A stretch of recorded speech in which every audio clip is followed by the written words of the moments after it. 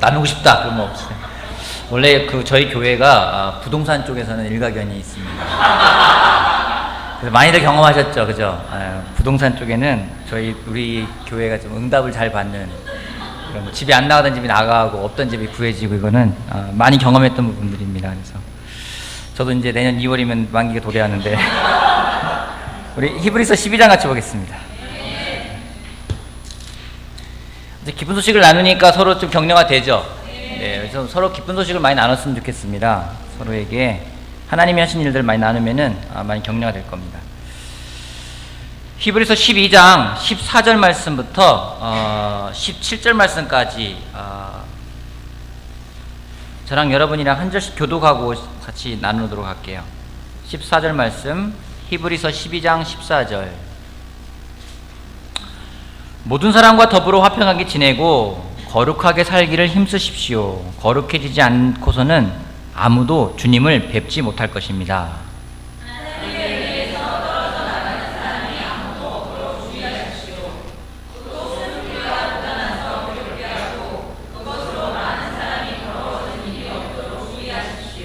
또 음행하는 자나 음식 한 그릇에 장자권을 팔아넘긴 에서와 같은 속된 사람이 생기지 않도록 주의하십시오. 여러분이 알다시피 에서는 그들의 축복을 상속받기를 원하였으나 거절당하였습니다. 그는 눈물을 흘리면서 구하였건만 회개할 기회를 얻지 못하였습니다. 네, 이 부분은 이제 히브리서 저자가 앞에서 많은 부분들, 우리가 믿음으로 살아가고 있는 부분들에 대해서 이야기하면서 이제 우리가 더 구체적으로 어떻게 살아갈지에 대한 좀 더 구체적인 부분들을 이야기를 하고 있는 부분입니다. 여러분, 성경은요, 한번 죄사함을 받아서 구원을 받은 사람의 그 구원이 영원할 거라고 이야기하지 않습니다. 항상 두렵고 떨리는 마음으로 구원을 이루어가라라고 이야기를 하고 있습니다. 그러기에 성경에서는 우리들에게 힘을 써서만이 해야 될 것들이 있다라고 이야기를 해요. 그죠? 성경에 힘써서 하라는 것들이 있어요. 그죠? 뭐 생각나는 게 어떤 게 있습니까? 힘써서 모이는 곳에 힘을 써라. 그죠? 또 힘쓰는 게 어떤 게 있습니까? 예? 기도에 힘써라. 또 어떤 거 힘쓰라고 나옵니까? 성경에 힘써라는 표현이 들어가 있는 것들이 있어요. 회개하는데 힘을 써라. 회개하는데 힘을 써라. 회개하는데 힘을 써라는 제가 못 들어본 것 같고요. 네. 찾아보니까 이제 그 표현, 노력을 한다, 힘을 다 쓴다라는 그런 부분이 들어가 있는 것이 첫 번째 나와 있는 표현은 이제 좁은 문으로 들어가는 것을 힘쓰라고 되어 있습니다. 그러니까 영어로 그냥 make every effort라는 단어를 찾아가지고 한번 보면 돼요. 누가복음 13장 23절에 그런 말씀이 있어요. 좁은 문으로 들어가기를 힘쓰라고 표현되어 있습니다. 또 하나는 로마서 14장 19절에는 서로 덕을 세우는 데 힘쓰라고 되어 있습니다. 또 에베소서 4장 3절에는 성령께서 하나가 되게 해주신 것을 지키기 위해서 힘쓰라고 표현되어 있습니다. 또 하나는 우리가 얼마 전에 봤던 히브리서 4장에 보면은 안식에 들어가기 위해서 힘을 쓰라라고 표현되어 있습니다. 또 하나는 베드로후서 1장 5절에 보면은 그런 말씀이 있어요. 힘써서 믿음의 덕을, 덕의 지식을, 지식의 절제를, 절제의 인내를, 인내의 경건을, 경건의 신도간의 우애를, 신도간의 우애에 사랑을 더하는 것에 힘쓰라라고 표현되어 있습니다. 또 하나는 베드로후서 3장 15절에 보면은 티도 흠도 없는 사람으로 아무 탈이 없이 하나님 앞에 나타날 수 있도록 힘을 쓰라고 나와 있어요. 성경은 우리가 힘을 써야 될 부분들이 어느 부분 분명히 있다라고 이야기를 하고 있습니다. 근데 또 하나 힘쓰길 바라는 부분이 어느 부분인지 오늘 읽었던 14절 말씀입니다. 다시 한번 볼게요. 모든 사람과 더불어 화평하게 지내고 거룩하게 살기를 어떻게 하라고요? 힘쓰라고요. 왜 힘을 쓰라고 했을까요? 자연스럽지 않기 때문에. 또 왜 힘을 쓰라고 했을까요? 네? 중요하니까. 또 왜 힘을 쓰라고 했을까요? 힘들어서. 화평이 힘들어서. 그죠? 다 맞는 말들이에요. 근데 오늘 봤던 이 본문 말씀 보면은 우리가 누구이면서 또 우리가 어떤 것에 힘을 써야 되는 사람들인지를 이야기를 하고 있습니다. 어떤 거에 힘쓰라고 그래 있어요? 모든 사람과 더불어 먼저는 화평하게 지내는 데 힘을 쓰래요. 모든 사람과 더불어 화평하게 지내라. 화평은 중요합니다. 왜냐하면 예수님이 산상수훈에서도 말씀하신 것이 화평케 하는 자는 복이 있다. 저가 뭐라고 일컬을 거라고요? 하나님의 아들임이라고 일컬음을 받을 거라고 이야기를 하고 있어요. 그래서 화평케 하는 자가 복이 있다라고 성경은 이야기를 하고 있습니다. 근데 여기 보면은 친한 사람과가 아니에요. 모든 사람과 더불어 화평하게 지내라고 이야기를 하고 있습니다. 이 말씀 보는데 저한테 굉장히 많이 질문을 했어요. 모든 사람과, 저는 이 모든이라는 단어가 걸리는 거예요. 여러분 모든 사람과 화평하게 지내고 있습니까? 어때요? 여러분 모든 사람과 화평하게 지냅니까? 가능할까요? 어려워요? 여러분 화평하게 지낸다는 게 뭘까요? 화평하게 지낸다. 화평하게 지낸다는 게 뭘까요? 화평하게 지낸다. 우리 마음 자체가 평온한 거. 여러분 모든 사람하고 화평하게 지낸다는 것이 그 사람하고 갈등도 없고 어떤 뭐 싸움도 없고 항상 웃으면서 좋게 지내고 무슨 짓을 하든지 다 받아주고 항상 격려해주고 칭찬해주고 그러면서 지내면 화평한 걸까요? 그걸 말하는 거 아닐 거예요. 죄를 짓는 사람하고 화평하게 지내는 것은 불가능합니다. 네, 어떻게 하면은 모든 사람과 더불어 화평하게 지낼 수 있을까? 거기에는 반드시 따라가야 전제되어야 되는 조건이 있습니다.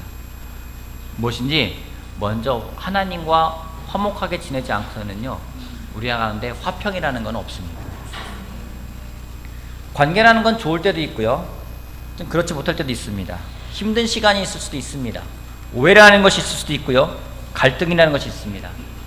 저 또한요 분명히 저도 기억납니다. 이 반지가 변치 않는 금으로 만들어진 것처럼 당신에 대한 사랑 또한 변치 않을 것이며 이 반지가 끝이 없는 원인 것처럼 당신에 대한 사랑도 영원할 거라고 제가 약속을 했거든요.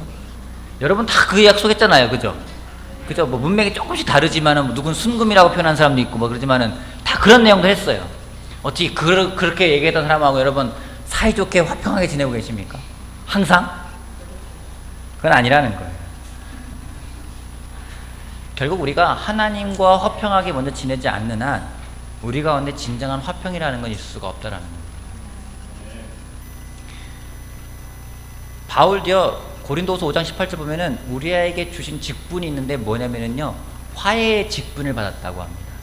하나님과 사람들을 화해시키고 서로 화해시켜서 그들이 하나가 되게 하는 것, 그 직분인데 예수님이 그것 때문에 이 땅에 오시지 않았습니까?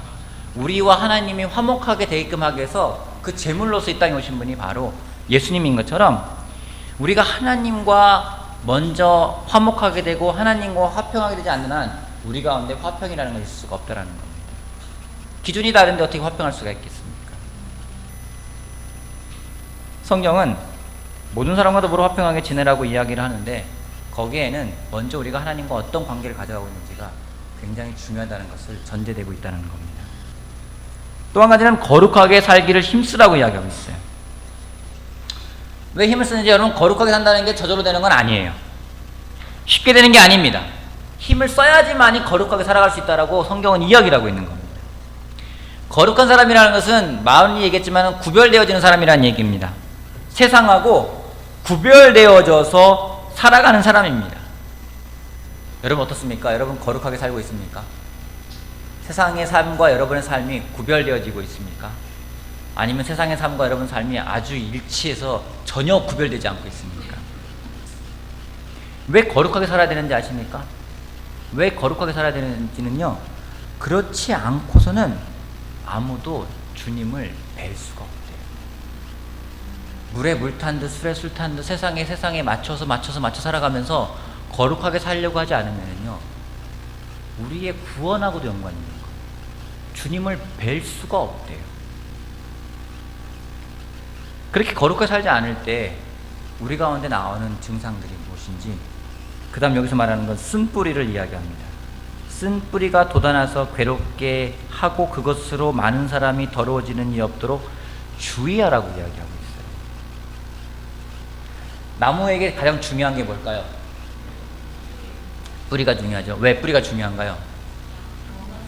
뿌리로부터 양분을 흡수합니다. 뿌리가 튼튼한, 뿌리가 깊은 것, 나무가 굉장히 좋은 나무입니다. 근데 뿌리는 잘 안 보여요. 땅 속에 있어요. 그래서 우리는 그만큼 뿌리 보이지 않기 때문에 별로 중요하게 생각하지 않을 때가 있어요. 머리는 알지만 나무가 정말로 막 딱 튼튼해 보이고 막 잎이 푸르면은 그냥 나무가 좋다 이야기하지 뿌리가 좋다고 생각을 하지 않습니다. 쓴 뿌리가 가진 나무라면은요, 그 나무를 결국에는 죽게 만들 겁니다. 우리 마음 어떤가요? 우리 마음에도요, 우리 마음속에 있는 쓴 마음 같은 것들이 우리를 상하게 합니다. 우리를 공격합니다.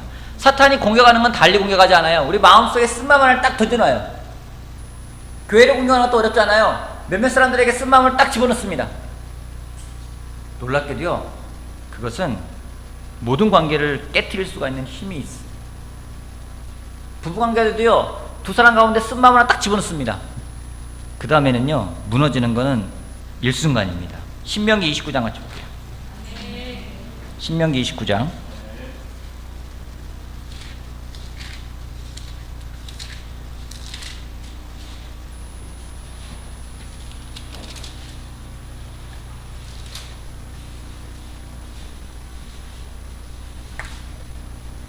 18절 말씀부터 볼게요.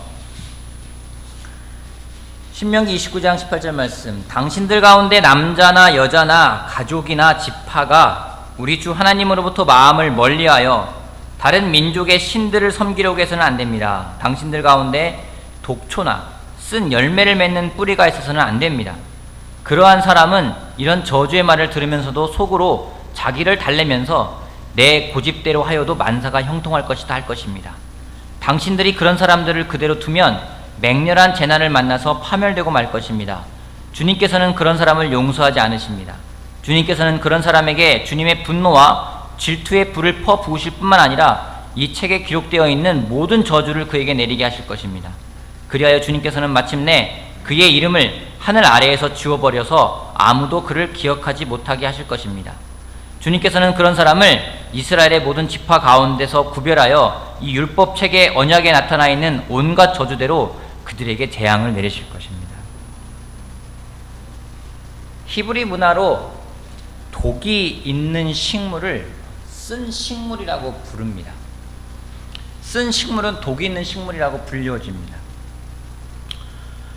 왜냐하면 독이라는 것은 무언가를 망치게 하고요, 독이라는 것을 섭취하게 되면 어떤 증상이 나타나나요? 독을 먹어본 적 있습니까? 독을 먹었다면 이 자리에 없겠죠. 독이라는 것은 사람을 괴롭힙니다. 망가지게 합니다. 구약에서 이 쓴 뿌리를 무엇에 표현하는지 우상 숭배를 쓴 뿌리에 표현하고 있습니다. 사람들 마음속에 이제 우상이 들어가 있는 거예요.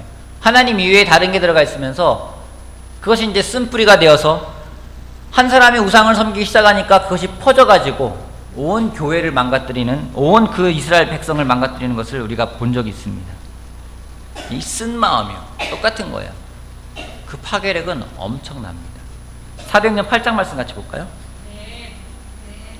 사도행전 8장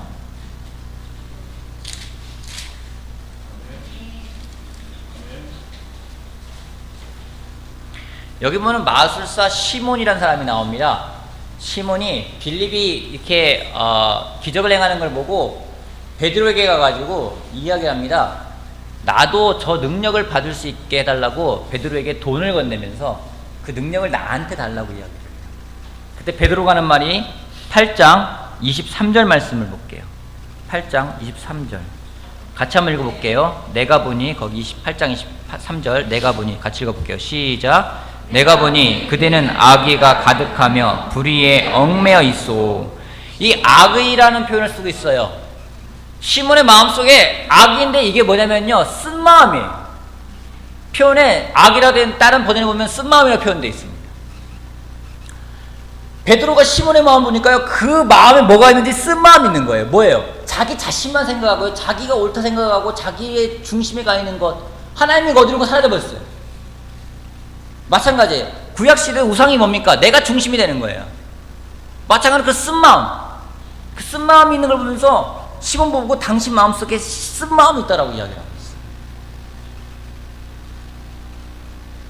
쓴 마음은 하나님도 자신의 힘을 키울 상품으로 생각해 버립니다. 중요하지가 않아요. 그냥 돈을 거래하면서도 얻을 수 있는 거라 생각할 때가 있어요. 이 쓴뿌리는 특징이 있는데요, 서서히 성장한다고 합니다.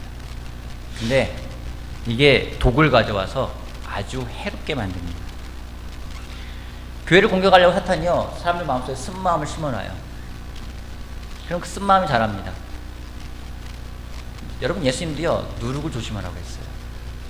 적은 누룩이 온 밀가루 반죽을 부풀어 오르게 한다고 합니다. 항상 우리는 그렇습니다. 뭐 괜찮겠지, 괜찮을 거야, 그런 생각에서 시작할 때가 많이 있습니다. 하지만 성경은 이야기합니다. 그런 쓴 마음이 무엇을 가져오는지 우리가 이 부분에서 깨어 있어야 돼요. 매일매일 내 마음을 점검해야 됩니다. 한번 여러분 생각해 보십시오. 여러분 마음속에 쓴 마음은 없습니까? 여러분 마음속에 하나님보다 더 우선시 두는 건 없습니까? 여러분 마음속에 뭔가 비교하는 마음은 없습니까? 근데 이 쓴 마음은 어디서 생기는 걸까요? 쓴 마음은 왜 생기는지 히브리 저자가 다시 표현하고 있습니다. 다시 넘어갈게요. 12장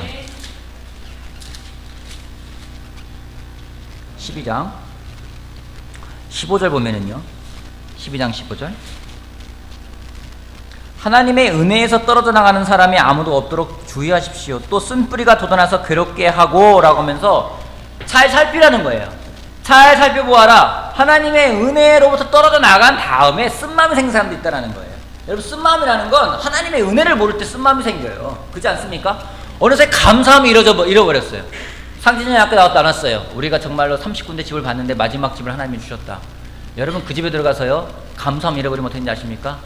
나중에 쓴마음 생겨요. 아무리 좋은 것도요, 내가 기도하고 받았지만은 거기에 대해서 하나님의 은혜를 놓쳐버리면은요, 그 다음부터는 쓴마음만 생겨요.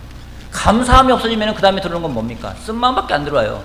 예전에 아까 말했지만 그렇게 죽기 살기로 사랑하고 고백했다고 하는 그 와이프와 그 배우자가 어느 순간 쓴마음 생길 수가 있다는 거죠. 내가 그렇게 구원받았을 때, 내 죄가 용서받았을 때 그렇게 감사했던 내가 그 은혜를 잃어버리면은요, 그 다음부터는 비교합니다. 시기합니다. 질투합니다.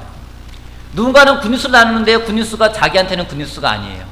남의 배드뉴스는 나한테 굿뉴스고 남의 굿뉴스는 나한테 배드뉴스가 때가 있어요.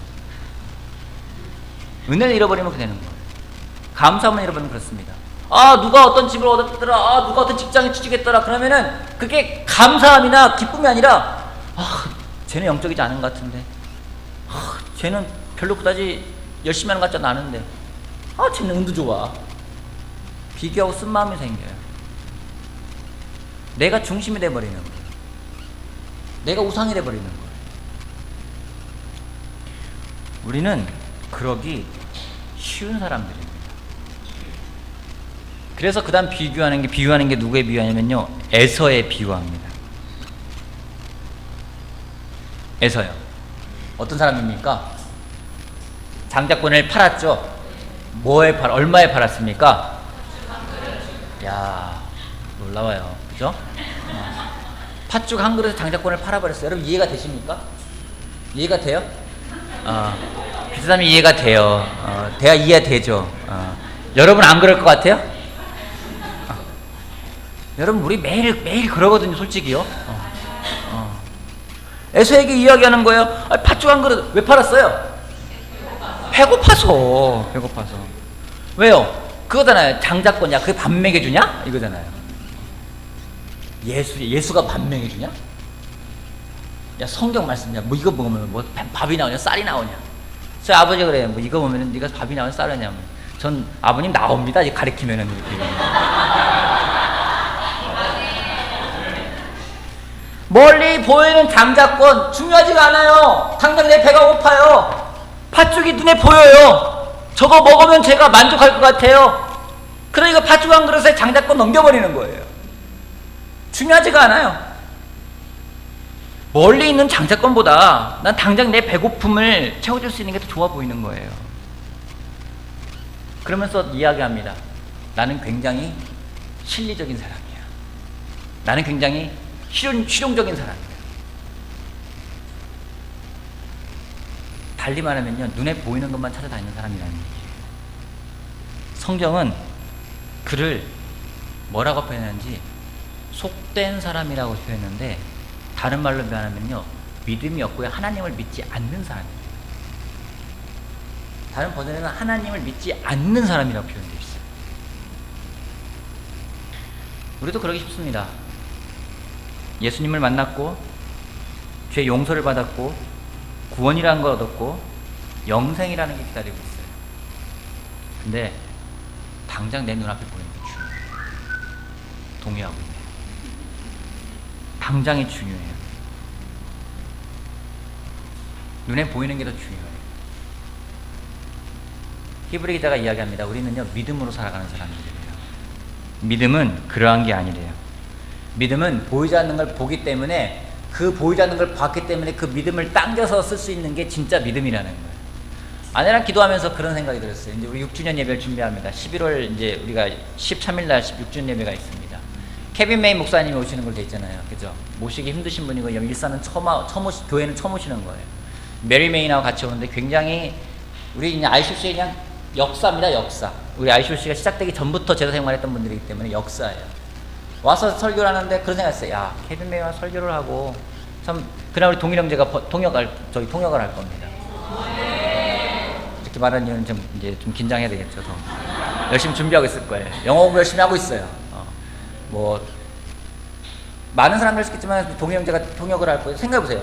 동일 형제가 지난번에 그러면서 그래요. 너 준비돼가냐니까, 형, 그거는 그 사람이 소리를 높이면 자기도 소리를 높여야 되고, 소리를 낮추면 나도 소리를 낮춰야 되고, 그저 나를 없애는 거 아니에요? 그래서 맞다, 그렇게 하면 된다라고 얘기를 했어요.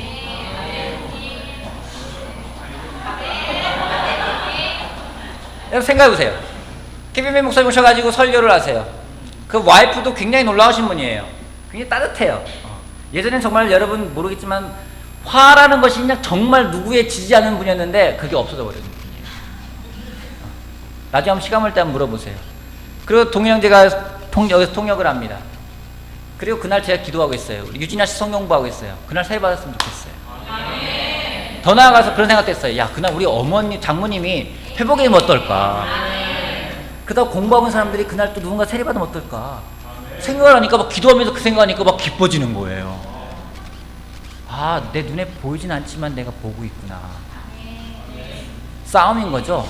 그걸 땡겨서 내가 기뻐하면서 오늘을 살 건지, 아니면 내 앞에 있는 팥죽 한 그릇 보면서 그것만 생각하면서 갈 건지, 내 앞에 하나님이 계신데, 예수님이 계신데 예수님을 바라보면서 갈 건지, 아니면 보이지 않지만 하나님이 계신데 그분을 바라볼 건지, 아니면 내 앞에 놓여있는 이 서류를 보고, 내 앞에 놓여있는 이 계약서를 보고, 내 앞에 있는 요 돈을 보면서 따라갈 건지, 뭘 보고 따라갈 거냐는 거죠.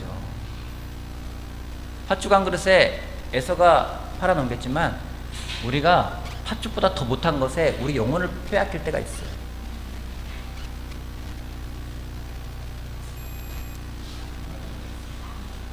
에서는 나중에 깨달았다고 합니다.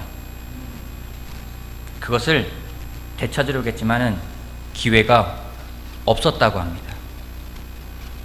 성경에 에서 이야기를 기록해 놓은 이유는 우리도 그런 사람이 될 수 있다는 겁니다. 여러분, 계속 후회할 수 있습니다. 후회하고 또 기회를 가져갈 수 있는 기회도 있습니다. 근데요, 반복되는 후회는요, 언젠가는 후회해도 돌이킬 수 없는 때가 올 수 있다는 겁니다. 그러기에 성경에서 히브리 기자가 계속 이야기하고 있는 거예요. 머리로 알고 있는 게 중요한 게 아니라, 내 눈에 보이는 게 중요한 게 아니라, 내가 뭘 안다고 중요한 게 아니라는 거죠. 여러분, 지식은 사람을 교만하게 만든다고 합니다. 여러분, 올바른 교리를 알고 그 올바른 교리를 알았기 때문에 멸망당할 수가 있어요. 어떻게 해요? 예수님을 믿는 사람들은 구원받아. 그게 악용되어질 수 있는 거예요. 난 구원받았으니까 아무 짓 해도 괜찮아. 이런 게 흘러가기도 한다는 겁니다. 그러기에 에서를 갖다 대면서 우리에게 경각심을 주고 있어요. 팥죽 한 그릇에 우리의 구원을 팔아넘기지 맙시다. 제자로 살아가고 있는 이 기쁨을, 이 특권을 우리가 소홀히 여기지 말자라고 성경은 이야기하고 있습니다. 18절 말씀부터 보면은요, 24절까지 제가 좀 빨리 읽어보겠습니다. 여러분이 나아가서 이른 곳은 신의 산 같은 곳이 아닙니다. 곧 만져볼 수 있고 불이 타오르고 흑암과 침침함이 뒤덮여 있고 폭풍이 일고 나팔이 울리고 무서운 말소리가 들리는 그러한 곳이 아닙니다. 그 말소리를 들은 사람들은 자기들에게 더 말씀하시기를 간청하였습니다. 비록 짐승이라도 그 산에 닿으면 돌로 쳐 죽여야 한다 하신 명령을 그들이 견뎌내지 못했기 때문입니다. 그 광경이 얼마나 무서웠던지 모세도 말하기를 나도 두려워서 떨린다 하였습니다. 그러나 여러분이 나아가서 이른 곳은 시온산 곧 살아계신 하나님의 도성인 하늘의 예루살렘입니다. 여러분은 축하 행사에 모인 수많은 천사들과 하늘에 등록된 장자들의 집회와 만민의 심판자이신 하나님과 완전하게 되신 의인의 영들과 새 언약의 중개자이신 예수와 그가 뿌리신 피 앞에 나왔습니다. 그 피는 아벨의 피보다 더 훌륭하게 말해줍니다. 여러분 뭐냐면 같이 이야기하는 거예요. 히브리서 제일 처음에 이야기할 때 유대교로 다시 돌아오자는 사람들한테 히브리 기자가 그게 옛날 거다 더 좋은 게 있다라고 이야기하는 것처럼 다시 한번 이야기하는 거예요. 예전에 구약시대에는 시내산에서 율법을 받으면서 거룩한 산이다, 여기엔 짐승이라도 발을 닿으면 쳐 죽여야 한다, 두렵고 떨리는 하나님의 모습, 위험 있는 하나님의 모습을 보았고 그렇겠지만 지금 그게 아니라는 거예요. 모세조차도 얼굴을 맞을 때지만은 나도 두렵고 무서워 떨린다고 표현했는데 우리가 만날 하나님은 그런 하나님이 아니라는 겁니다. 예수님이 계시기에 담대하게 나갈 수 있다는 거예요. 과거에 하나님이 두려움의 존재였다면은 율법을 지키지 못하면은 벌을 주시는 그런 신적인 위험이 있는 분이었다면은 우리는 그런 하나님이 아니라 예수님의 피로써 새롭게 우리가 깨끗해졌기 때문에 우리가 그 은혜를 기억하고 담대히 나갈 수 있는 그런 하나님이라는 겁니다. 이 얼마나 놀랍냐고 이야기하는 거예요. 예전엔 두렵고 떨리는 마음으로 나갔지만은 이제는 우리가 기쁨으로 담대하게 나갈 수 있다고요. 그렇기 때문에 그렇게 하신 예수님을 바라보자라는 거예요. 우리가 바라보아야 하는 것은 옛날의 내가 아닙니다. 예수님의 피로 새롭게 된 나를 보자라는 거예요. 과거에 갇혀 살아가는 사람이 아니라 하나님이 주셨기 때문에 그 미래를 바라보며 갈 수 있는 사람이 되자고 이야기하고 있는 겁니다. 히브리 기자는 그렇게 하신 예수님을 바라볼 때 담대하게 그 은혜의 보좌 앞으로 나갈 수 있다라고 이야기하고 있어요. 여러분 오늘 무엇을 보고 있습니까? 예수님을 바라보고 계십니까? 아니면 눈에 보이는 것을 바라보면서 거기에 마음을 빼앗기며 살아가고 있습니까? 다시 한번 우리의 마음을 돌아보는 시간이 되길 바라겠습니다. 내 마음을 다시 한번 봤으면 좋겠어요. 나와 하나님과의 관계를 다시 한번 점검했으면 좋겠습니다. 내가 하나님과 얼마나 화목하게 지내고 있는가? 내가 하나님과 화목하지 않은 상태에서요 그 누구와도 화평하게 지낼 수가 없습니다. 그럼 위선이겠죠. 거짓이겠죠. 또 하나 내 마음의 쓴뿌리가 무엇인지를 우리가 제거해야만 합니다. 당장 눈에 보이는 것을 쫓는 그런 에서 같은 사람이 아니라 보이지 않지만 살아계시는 그 예수님을 바라보며 나갈 수 있는 믿음의 사람이 되기를 성경은 이야기를 하고 있습니다. 그분을 바라볼 때 우리가 감사하게 살아갈 수가 있다는 겁니다. 히브리서를 공부하면서 역사적인 걸 좀 다시 한번 보고 있는데요. 참 놀라운 게 있어요. 히브리서가 쓰여질 때하고 비슷한 시대인 것 같아요. 로마가 지배하면서 터키에 총독으로 보낸 사람이 있습니다. 터키에 반란이 많이 일어나고 그러니까 거기에 믿을 만한 총독의 한 10살 정도 어린 친분 있는 사람을 보냈어요. 학자인데 플리니우스라는 굉장히 놀라운 학자를 보냈습니다. 이 사람이 터키에 딱 가서요. 딱 이제 보려니까 막 고소장이 올라오는데 고소장이 뭔가 보니까 그리스도인들에 대한 고소장이 날라오는 거예요. 이들을 어떻게 처벌해야 될까? 막 처벌해달라고 오는 거죠. 왜냐면 핍박받았다는 게 그런 거예요. 막 억지로 막 무엇인가 막 이렇게 오해를 불러일으키고 누명을 둘러씌우고 막 고소고발하는 거예요. 많이 올라오니까 이걸 어떻게 해야 될까 하다가 황제한테 이러한 사람들에 대해서 어떻게 하면 좋겠습니까? 라고 문의하는 편지를 보냈어요. 근데 그렇게 하기 위해서는 먼저 자기가 그 사람들을 조사해야 될 거 아닙니까? 그러면서 그리스도인들에 대해서 써놓은 표현들이 있습니다. 황제에게 조언을 구하려고, 의견을 구하려고. 자기가 처음 와서 그렇게 고소하고 고발하는 사람들을 만났을 때 그들은 그리스도인들이었는데 다시 그 믿음을 철회했던 사람들. 다시 황제의 상에 술도 따르고 절도 하고 그리스도를 비방하는 말을 하면 따라하면서 자기는 그리스도인이 아니다 라고 말하는 사람들이 주로 고소를 한다라는 거예요. 그래서 고소를 당하고 있는 그리스도인들이 뭔가 이렇게 면밀히 관찰했는데 관찰해서 표현한 게 이겁니다. 그들은 새벽에 모여 그리스도는 하나님이라는 찬송을 불렀다. 그들이 맹세한 내용은 이웃들에게 사기치지 말고 도둑질하지 말며 간음하지 않고 어떠한 경우에라도 타인과의 약속을 깨지 않고 기한이 지나 빌려간 돈을 돌려달라고 하는 경우에도 돈을 빌린 사실을 부인함으로써 신용을 저버리지 않았다. 이와 같은 모임과 맹세가 끝나면 그들은 일단 흩어졌다가 다시 평범하고 해롭지 않은 식사를 하기 위해 그 장소에 다시 모이곤 하였다라고 표현하고 있어요. 똑같은 거 아닙니까? 성경에 기록되었던 초대교회의 모습하고 똑같은 모습들인 거예요. 제가 이 편지를 읽으면서 이 글을 읽으면서 격려받은 건 뭐냐면 지금도 우리가 그렇게 살고 있다는 거예요. 2000년 전에 핍박 가운데 살던 사람들이 그 믿음을 지켜왔던 것들이 어떤 영향을 주고 있는지 우리도 똑같이 하고 있잖아요. 우리도 도둑질하지 않고요, 사기치지 않고요, 간음하지 않고요, 신용을 쌓기 위해서, 신뢰를 쌓기 위해서 우리가 노력하고 있고 모든 사람과 더불어 화평하게 지낸다는 게 이런 거 아니겠습니까? 일단 모여서 그리스도가 하나님이라고 찬양하고요, 그리고 회사로, 직장으로 흩어졌다가 다시 모여서 다시 우리가 성찬 나누고요, 이런 것들이 우리가 하고 있는 것들입니다. 얼마나 감사한 것입니까? 그냥 어느 날 뚝딱 떨어진 게 아니라는 거죠. 눈에 보이는 그 팥죽에 눈에 정신이 팔려 살아가는 게 아니라 눈에 보이지 않지만 하나님이 주신 약속을 받아서 살아간 사람들의 그 믿음이 전해져서 오늘날 우리도 그 믿음을 살아가고 있다는 겁니다. 우리가 이 믿음을 지켜갈 때요, 100년이 지나서 200년이 지나서 주님이 오시지 않는다면 그때도 기록될 겁니다. 오늘날 우리들의 모임이 기록될 거예요. 여러분 어떻게 기록되길 바라십니까? 앞으로 200년 후에 300년 후에 우리의 모습을 후손들이 기억하고 기록할 때 어떻게 기록되길 바라십니까? 우리 히브리서에 써있는 그 제자의 모습으로서 다시 한번 우리 마음을 돌이키는 사람이 되길 바라겠습니다. 여러분 마음에 쓴 마음이 있다면 여러분 해결하십시오. 뭔가 내 안에 씁쓸한 마음이 있고 뭔가 이 찝찝한 게 있다면요, 여러분 오픈하고요, 도움을 구하세요. 그걸 쏟아 놓으세요. 여러분 지고 있는 것들을요, 여러분 베드로서 보면은요 그런 말씀 있어요. 우리가 갖고 있는 걸요 예수님한테요 다 던지래요. 던지라는 표현이 돼 있어요. 내가 그걸 짊어지고 살아가는 게 아니라 그걸 던지래요. 던지는 건 뭡니까? 여러분 예전에 그런 거 있잖아요.